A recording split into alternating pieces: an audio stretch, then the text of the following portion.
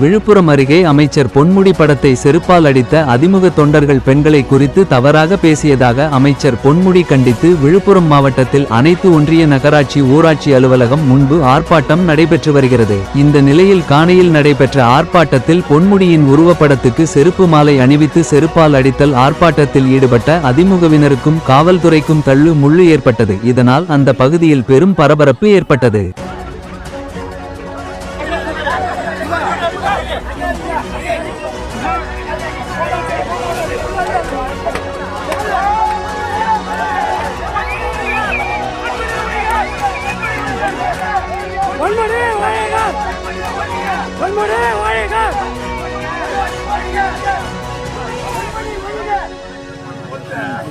சப்பலுக்கு என்னென்ன பண்ண சப்பலுக்கு என்னென்ன பண்ண அப்படிதான் பண்ணுவேன்.